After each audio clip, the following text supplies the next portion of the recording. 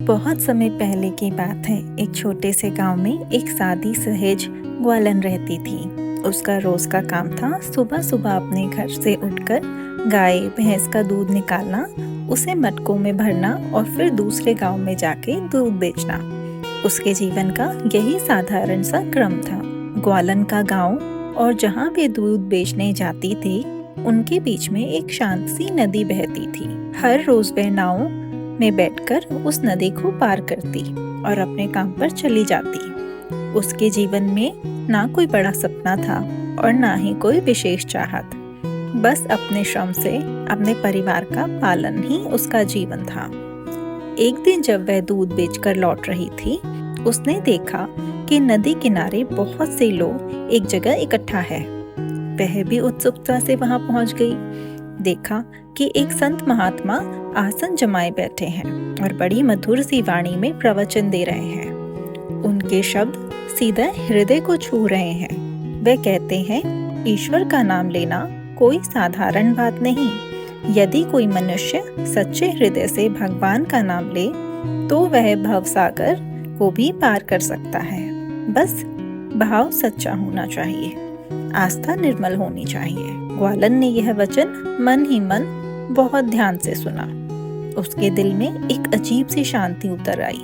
उस दिन के बाद वह आते जाते अक्सर थोड़ी देर वहीं रुक जाती और महात्मा जी का सत्संग सुन लेती। हर बार उसे लगता कि उसके जीवन का बोझ कुछ हल्का हो गया है। कुछ दिन बाद की बात है। एक दिन वह दूध बेचकर लौट रही थी। जब नदी किनारे पहुंची तो नाव वहां कहीं नहीं दिखाई दी। आसपास की नावों का भी कोई पता नहीं था। ग्वालन थोड़ी देर खड़ी रही। फिर अचानक से उसे संत महात्मा की बात याद आई। सच्चे हृदय से भगवान का नाम लो तो भवसागर भी पार हो जाएगा। उसके मन में विचार आया, जब भवसागर पार हो सकता है तो ये तो छोटी सी नदी है। उसने गहरी श्रद्धा से आंखें मूंद ली और पुकारा, हे कृष्ण। फिर उसने निडर होकर नदी पर पैर रख दिया। आश्चर्य की बात है कि पानी में पैर नहीं डूबा। वह एक एक कदम बढ़ाती हुई ऐसे ही चलने लगी जैसे किसी धरती पे चल रही हो।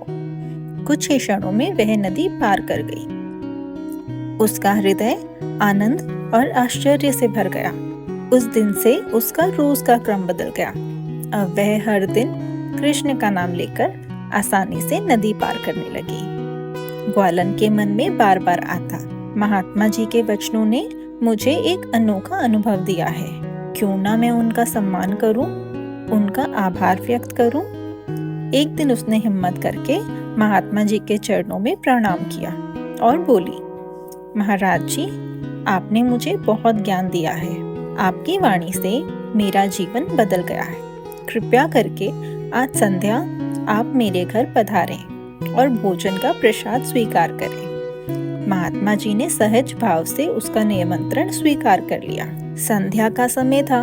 संध्या समय ग्वालन दूध बेचकर लौटी और महात्मा जी को अपने घर ले जाने लगी। वे दोनों नदी किनारे पहुंचे।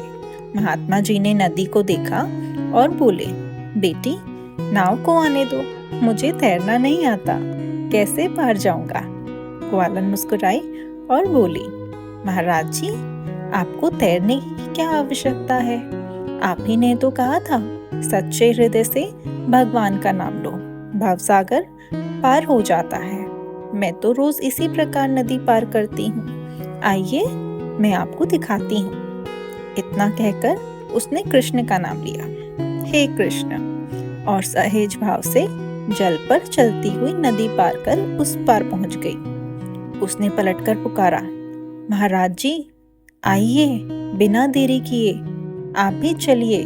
महात्मा जी ने देखा और स्तब्ध रह गए। उनके मुख पे कोई शब्द नहीं निकला।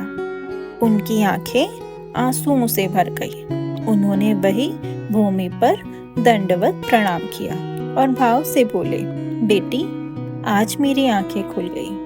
मैं तो केवल शिक्षा देता हूँ, पर सच्चा ज्ञान, सच्ची भक्ति और अटूट विश्वास तो तेरे भीतर है। तूने जिस निष्ठा से भगवान को पुकारा, उसी निष्ठा ने तेरे लिए नदी को भी परागमन का मार्ग बना दिया। वास्तव में तू ही है सच्ची भक्त और यही है भक्ति का चमत्कार। भक्ति और भगवान का संबंध केवल शब्दों के नहीं, केवल उपदेशों के नहीं, वह संबंध विश्वास का है, आस्था और सच्चे भाव का होता है। जहाँ हृदय निर्मल होता है वह ईश्वर स्वयं सुनते हैं और असंभव को भी संभव कर देते हैं।